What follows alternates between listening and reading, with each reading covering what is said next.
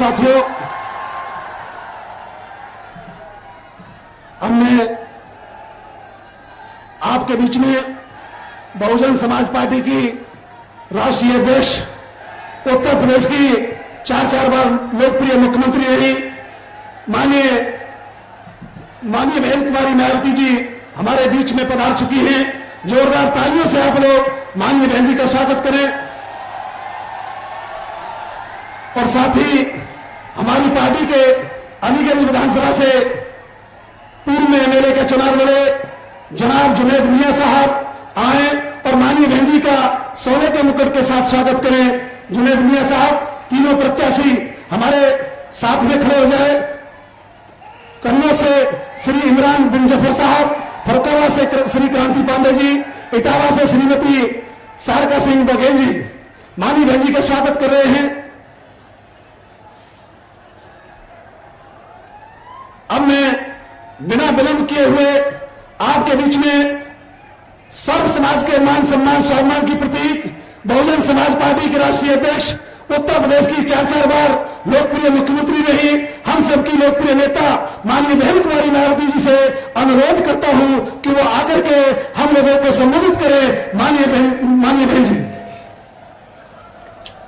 BSP की इस चुनावी जनसभा में इकट्ठा हुए पार्टी के सभी छोटे बड़े पदाधिकारी एवं कार्यकर्तागण, आज आप लोग देश में व यहाँ आपके उत्तर प्रदेश स्टेट में भी लोकसभा के लिए हो रहे आम चुनाव में अपनी पार्टी के उम्मीदवारों के समर्थन में मुझे सुनने के लिए यहाँ इकट्ठा हुए हैं,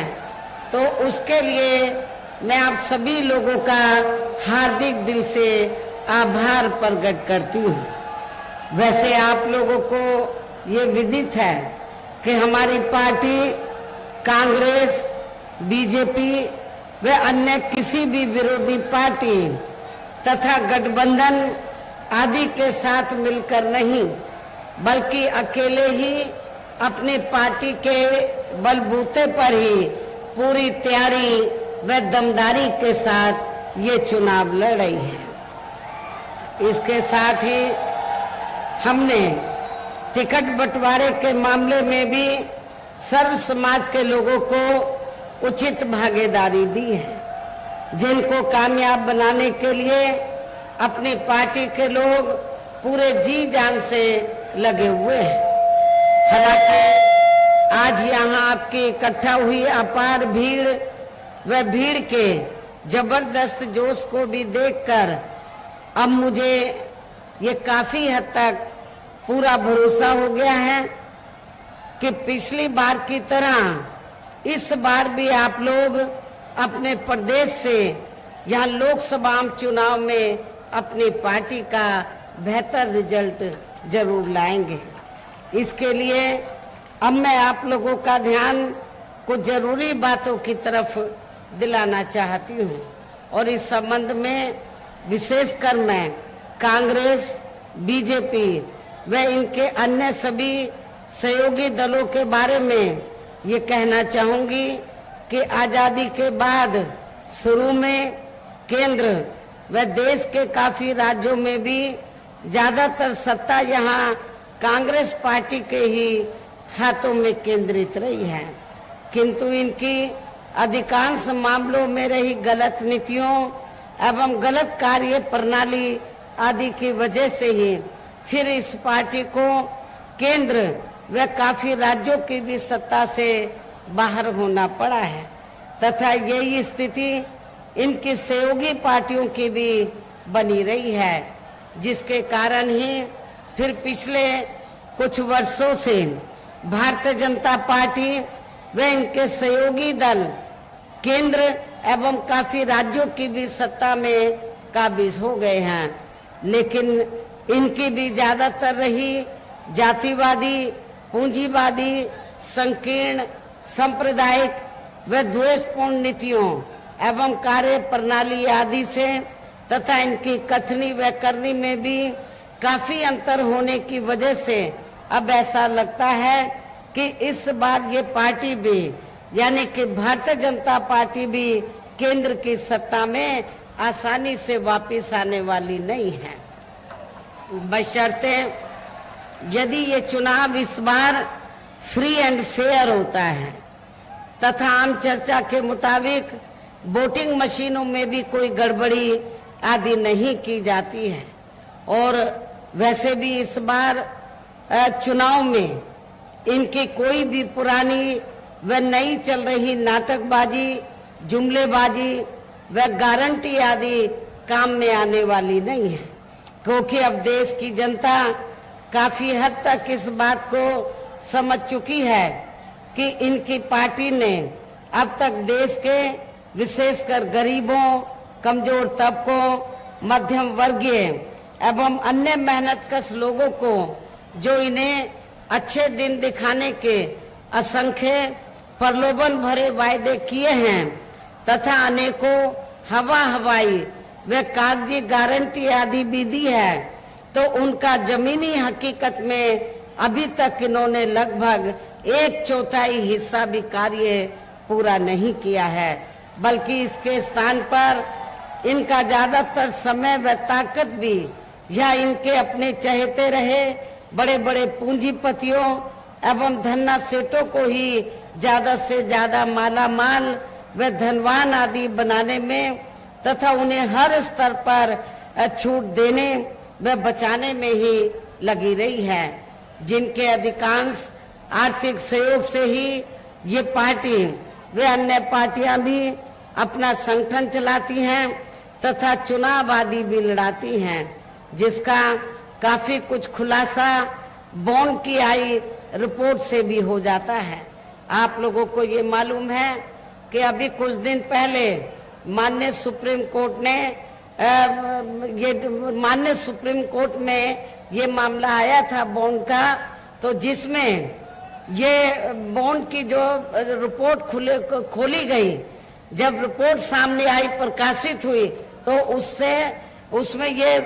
उस रिपोर्ट से ये मालूम होता है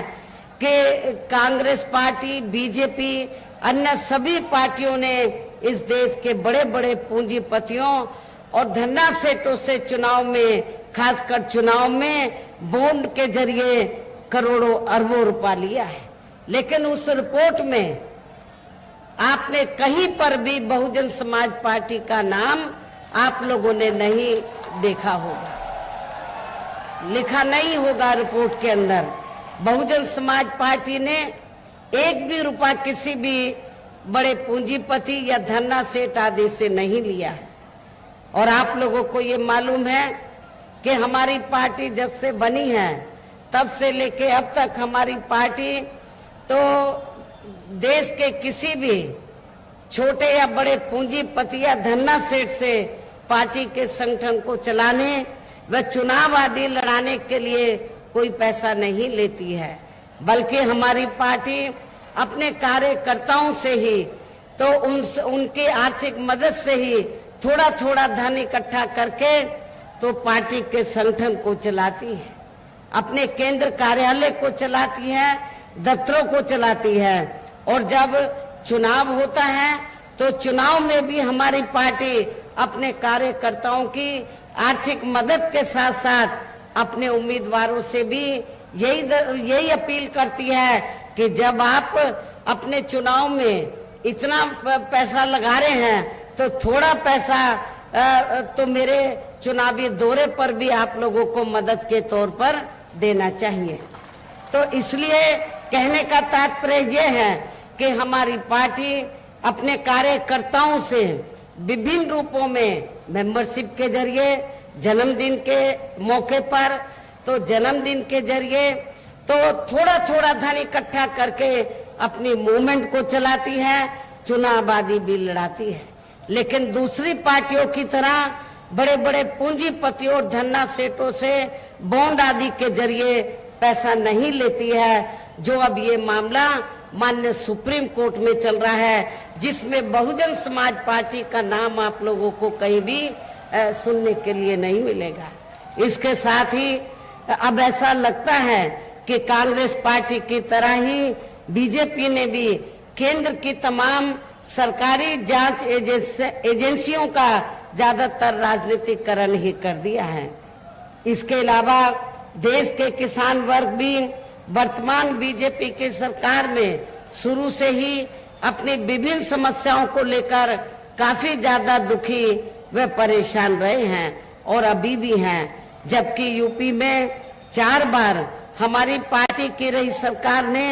इनके हितों का भी हर स्तर पर विशेष ध्यान रखा है। आप लोगों को ये मालूम है कि जब जब भी बीएसपी के नेतृत्व में यूपी की सरकार रही है तो हमारी पार्टी की सरकार ने तो किसानों को खेती करने के लिए समय से सस्ते साधन उपलब्ध कराए हैं और उनकी फसल का भी उचित दाम हमारी सरकार ने दिया। इतना ही नहीं बल्कि केंद्र में पूर्व की रही कांग्रेसी सरकार की तरह ही वर्तमान भाजपा सरकार में भी इनकी जातिवादी, हीन, सांप्रदायिक एवं पूंजीवादी सोच व नीतियों के चलते ही पूरे देश में सर्व समाज में से खासकर गरीबों, दलितों, आदिवासियों, पिछड़े वर्गों, मुस्लिम एवं अन्य धार्मिक अल्पसंख्यक समाज के लोगों का भी पूर्ण रूप से विकास व उत्थान आदि नहीं हो सका है। और इस संदर्भ में वैसे आप लोगों को ये मालूम है कि पूरे देश में यहाँ दलितों, आदिवासियों एवं अन्य पिछड़े वर्गों का सरकारी नौकरियों में वर्षों से अधूरा पड़ा आरक्षण का कोटा भी अभी तक पूरा नहीं भरा गया है। विशेषकर एससी व एसटी वर्गों के सरकारी कर्मचारियों का पदोन्नति में आरक्षण भी अब काफी हद तक प्रभावहीन ही बना दिया गया है। और आप लोगों को ये भी मालूम है कि जब यूपी में समाजवादी पार्टी की सरकार थी तो समाजवादी पार्टी की सरकार ने एससी एसटी वर्गों के सरकारी कर्मचारियों का पदोन्नति में आरक्षण ही खत्म कर दिया था। सपा सरकार ने, श्री अखिलेश यादव ने तो ये पदोन्नति में आरक्षण ही खत्म कर दिया था। और इतना ही नहीं, जब इसको प्रभावी बनाने के लिए इसको जो निष्प्रभावी हो गया था, इसको प्रभावी बनाने के लिए जब ये मामला पार्लियामेंट में लाया गया, हमारी पार्टी के काफी संघर्ष के बाद इसको लेकर संशोधन विधेयक आया। लेकिन उस समय कांग्रेस सत्ता में थी तो कांग्रेस पार्टी और बीजेपी ने अंदरूनी मिली भगत के तहत समाजवादी पार्टी को आगे करके और अन्य विरोधी पार्टियों को आगे करके तो इस बिल को पास नहीं होने दिया। और समाजवादी पार्टी के सांसदों ने तो, एमपीज ने तो इस विधेयक को ही संसद के अंदर फाड़ दिया था। जो आज दलितों का वोट लेने की बात करते हैं, क्या उनको आपको दलितों का वोट देना चाहिए? परम पूज्य बाबा साहब डॉक्टर भीमराव अंबेडकर ने जो आपको भारतीय संविधान में आरक्षण दिया, उसका लाभ भी ना तो कांग्रेस की हुकूमत में आपको सही से मिला है और सपा की सरकार में तो सवाल ही पैदा नहीं होता है। साथ ही केंद्र व राज्यों में भी विरोधी पार्टियों की रही सरकारों में इन सभी वर्गों को प्राइवेट सेक्टर में आरक्षण दिए जाने की व्यवस्था किए बिना ही इनकी सरकारों के ज्यादातर सरकारी कार्य अब प्राइवेट सेक्टर के जरिए ही इनके बड़े बड़े पूंजीपतियों व धन्ना सेठों आदि को ही दिए जाने के कारण अब इनको पूरे देश में आरक्षण का बहुत कम ही लाभ मिल पा रहा है। इसी प्रकार इनका अन्य और मामलों में भी शोषण व उत्पीड़न आदि होना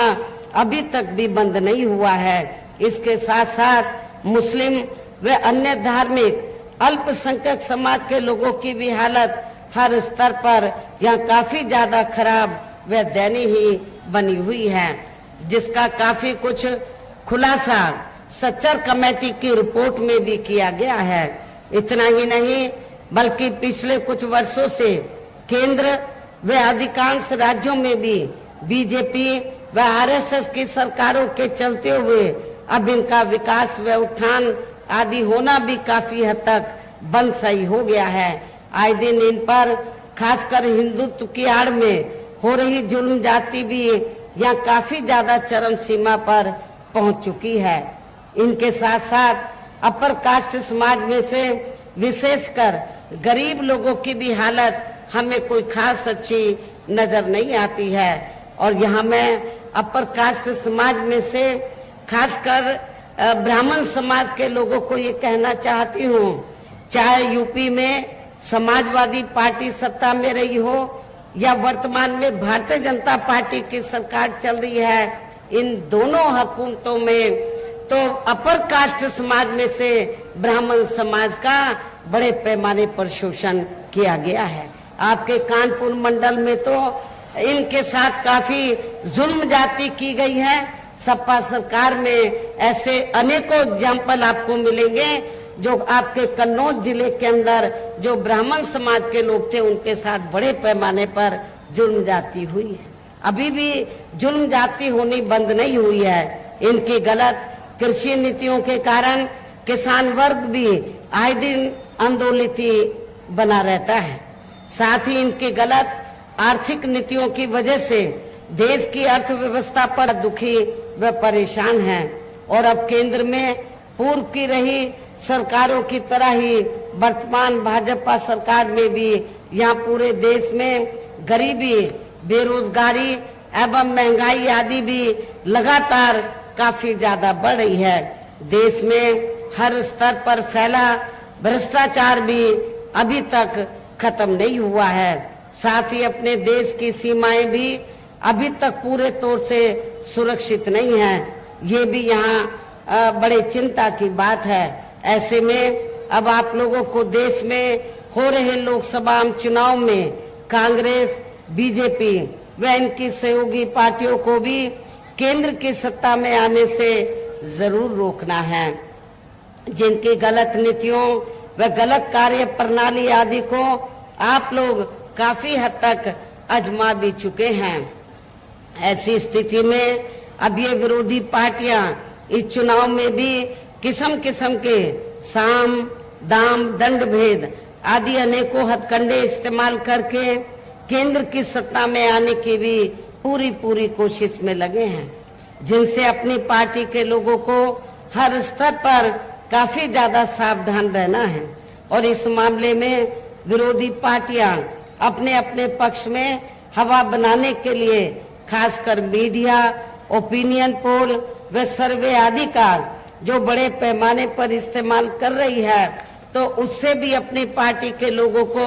बिल्कुल भी गुमराह नहीं होना है। इसके साथ ही विरोधी पार्टियों के विभिन्न रूपों में जारी किए गए इनके हवाई व प्रलोभन भरे चुनावी घोषणा पत्रों एवं वायदों आदि के बहकावे में भी अपनी पार्टी के लोगों को कतई भी नहीं आना है, जिन्हें ये पार्टियां चुनाव खत्म होने के बाद ज्यादातर अमल में नहीं लाती हैं और अब जिन पर से देश की जनता का अधिकांश विश्वास ही उठ गया है। यही खास वजह है कि हमारी पार्टी किसी भी चुनाव में अपनी पार्टी का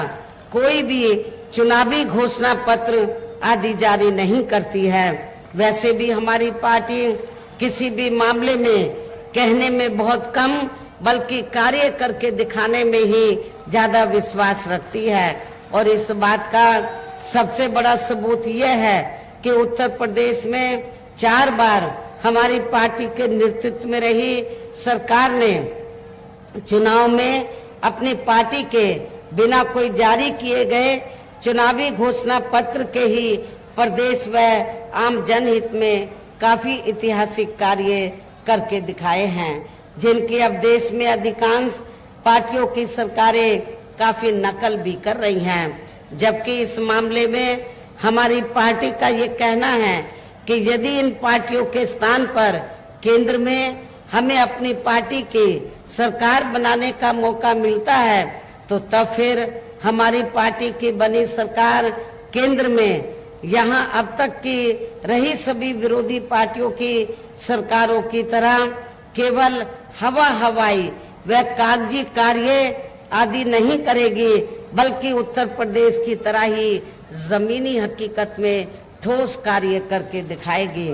और इस संदर्भ में खासकर मैं ये कहना चाहूंगी कि केंद्र द्वारा देश में पिछले कुछ समय से अति गरीब परिवारों को अस्थायी तौर पर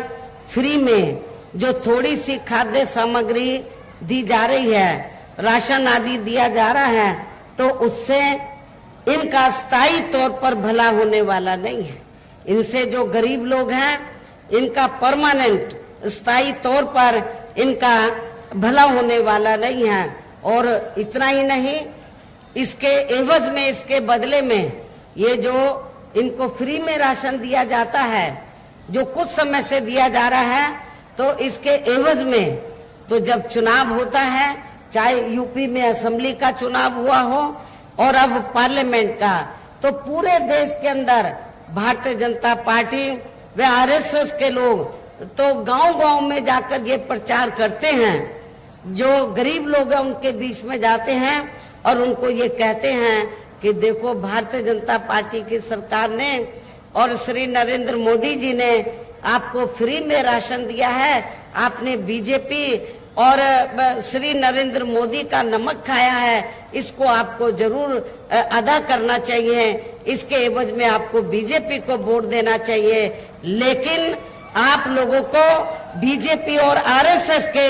इस किस्म के बहकावे में नहीं आना है, क्योंकि आप लोगों को भारतीय जनता पार्टी की सरकार जो फ्री में जो थोड़ा राशन देती है, तो भारतीय जनता पार्टी या श्री नरेंद्र मोदी जी अपने जेब से नहीं देते हैं, बल्कि देश की जनता जो टैक्स देती है, देश की जनता जो टैक्स देती है, और टैक्स से जो पैसा सरकार के पास जाता है, उस टैक्स के पैसे के जरिए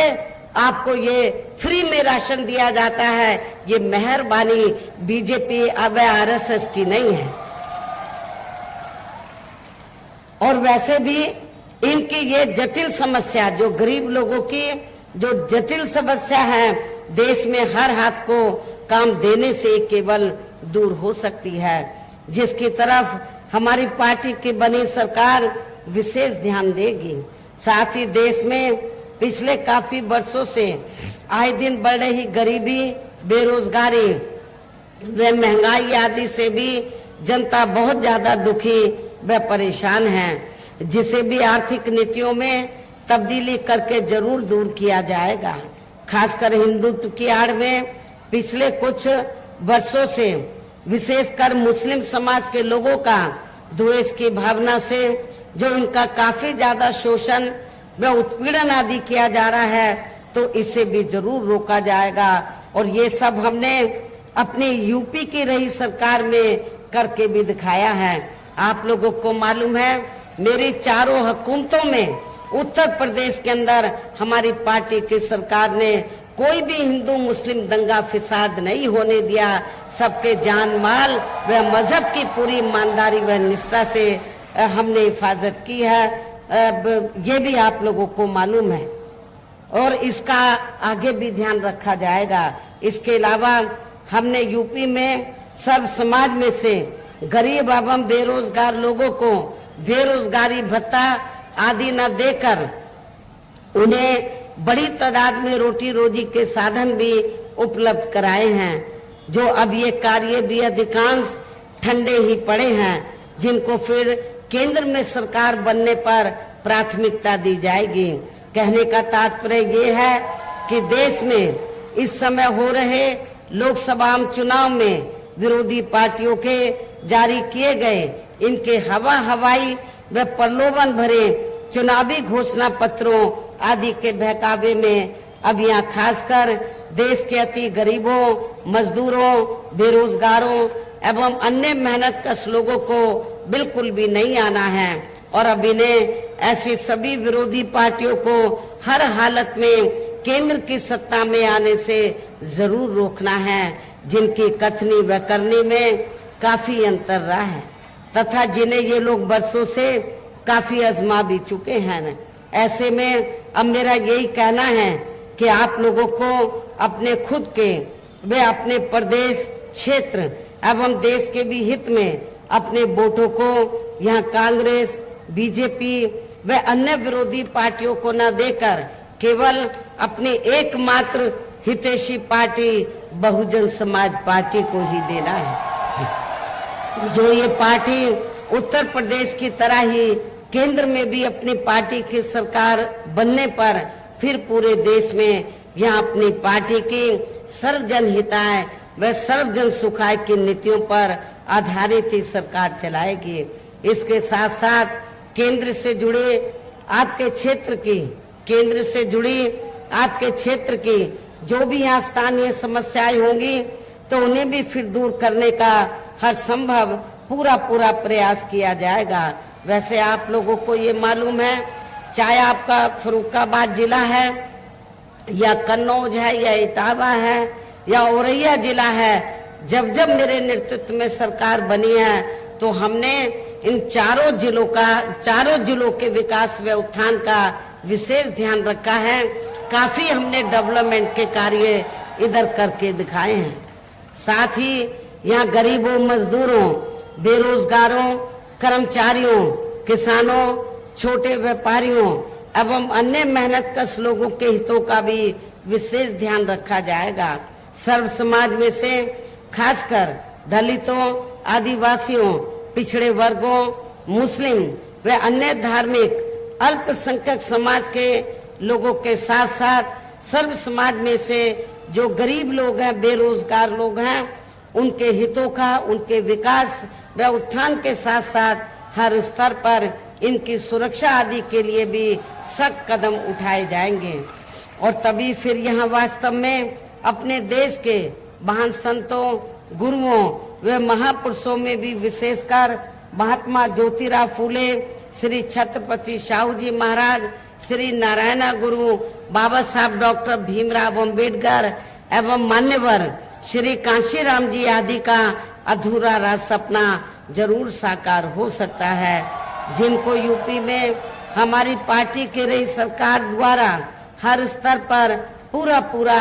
आदर सम्मान दिया है। लेकिन ये सम्मान विरोधी पार्टियों को के गले के नीचे से नहीं उतरा, उनको ये पचा नहीं, हजम नहीं हुआ। और खासकर समाजवादी पार्टी को तो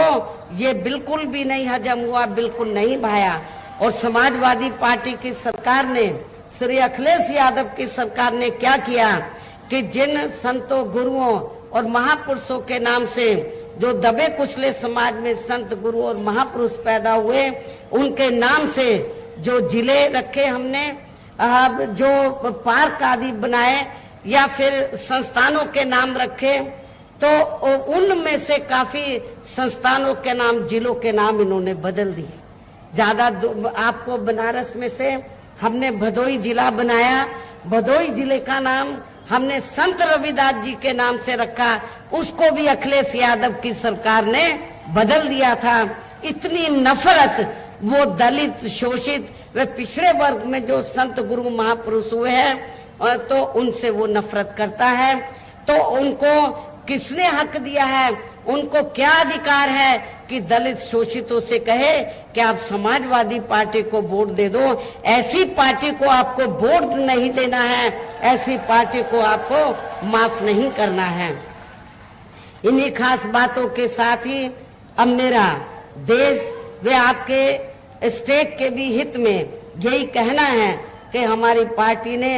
यहाँ जिनको भी लोकसभा के लिए चुनाव के मैदान में उतारा है, जो आपके सामने मंच पर भी मौजूद हैं, तो उनको आप लोगों को जरूर कामयाब बनाना है, जिसके लिए यहाँ पार्टी के सभी स्तर के छोटे बड़े पदाधिकारी एवं कार्यकर्तागण आदि पूरे जी जान से लगे हैं। और अब अंत में मेरा यही कहना है कि आप लोगों को वोट पड़ने वाले दिन यहाँ बीएसपी के अपने लोकसभा उम्मीदवारों को आपके इस क्षेत्र में हमने कन्नौज लोकसभा की सीट से श्री इमरान बिन जफर को हमने चुनाव के मैदान में उतारा है। आप लोगों को मालूम है कि जब हमने इनको चुनाव के मैदान में उतारा, इनका टिकट फाइनल किया और समाजवादी पार्टी को इसकी जानकारी मिली तो सपा का मुखिया क्या कहता है कि ये तो बीजेपी के इशारे पर मुस्लिम समाज को टिकट दिया गया है। आपके कन्नौज लोकसभा की सीट में मुस्लिम आबादी काफी ज्यादा है, सपा तो मुसलमान को कभी टिकट देती नहीं है, उनको तो अपने परिवार से ही फुर्सत नहीं मिलती टिकट देने में, बंटवारा करने में। तो समाजवादी पार्टी के परिवार से यादव लोग खड़े होते हैं जब इनकी आबादी बहुत ज्यादा है यहाँ पर, और यदि जब हम मुस्लिम को टिकट देते हैं, उनका हक देते हैं, वो भी इनके गले के नीचे से नहीं उतरता है। मुस्लिम समाज के लोगों को इस बात को ध्यान में रखकर अपना एक भी वोट सपा को नहीं देना है, बल्कि बहुजन समाज पार्टी के उम्मीदवार श्री इमरान बिन जफर को देना है। और इनके साथ साथ दलित वर्ग के लोग, अति पिछड़े वर्ग के लोगों का वोट तो इनको मिलेगा ही। मुस्लिम समाज का वोट यदि बटे नहीं पूरा इनको मिल जाए तो फिर आप क्या होगा, इधर रिजल्ट कुछ और ही होगा। इटावा लोकसभा की सीट है रिजर्व, बिल्कुल लगी हुई है आपके कन्नौज से। तो यहाँ से हमने महिला को, श्रीमती सारिका सिंह बघेल को हमने चुनाव के मैदान में उतारा है। अच्छी बात यह है कि इनको दलित वर्ग के लोग तो जी जान से जिताने में लगे हैं, खासकर जाटव समाज के लोग और दलितों में जो विभिन्न जातियां हैं वो तो जिताने में लगी हैं, लेकिन इस क्षेत्र में बघेल समाज भी पूरे जी जान से इनको अपना वोट दे रहा है, इनको जिताने में लगा हुआ है। तो इनको भी आपको कामयाब बनाना है। फर्रुखाबाद लोकसभा की सीट से हमने श्री कांति पांडे को चुनाव के मैदान में उतारा है। आप लोगों को ये मालूम है कि ये बरसों से कांग्रेस की सेवा करते रहे, कांग्रेस इनकी सेवा तो लेती रही, लेकिन कभी इनको ना पार्लियामेंट में टिकट दिया, ना असेंबली में टिकट दिया। कांग्रेस के इस रवैये को देखकर, उनकी कथनी और करनी में अंतर को देखकर फिर इन्होंने ये फैसला लिया कि हमें कांग्रेस के चक्कर में ना पड़कर बीएसपी में जाना चाहिए, जहां हमें अपना पूरा अधिकार मिलेगा। इन्होंने बीएसपी ज्वाइन की। ज्वाइन करते ही फर्रुखाबाद में, क्योंकि ब्राह्मण समाज की तादाद काफी ज्यादा है, जैसे इन्होंने अपनी ख्वाहिश रखी कि मुझे कांग्रेस ने मेरी सेवाएं ली, लेकिन कभी मुझे चुनाव लड़ने का मौका नहीं दिया। यदि बीएसपी मुझे मौका दे दें तो हम बड़े आभारी होंगे, ब्राह्मण समाज बड़ा आभारी होगा। हमने इनको मौका दिया है, क्रांति पांडे जी को, और ये पूरे जी जान से फर्रुखाबाद लोकसभा की सीट पे पूरे जी जान से उस सीट को जीतने में लगे हैं। इस प्रकार से हमारी पार्टी ने इन तीनों प्रत्याशियों को काबिल हैं, मिशनरी हैं, संघर्षशील हैं और गरीब और मजलूमों की मदद करने वाले हैं। ऐसे तीनों प्रत्याशियों को, आप लोगों को अपनी पार्टी का जो चुनाव चिन्ह हाथी है, हाथी चुनाव चिन्ह के सामने वाले बटन को दबाकर इनको भारी वोटों के अंतर से जरूर जिताना है। इनको पार्लियामेंट के अंदर जिताकर जरूर भेजना है। इस खास अपील के साथ ही अब मैं अपनी बात यही समाप्त करती हूँ। जय भीम, जय भारत।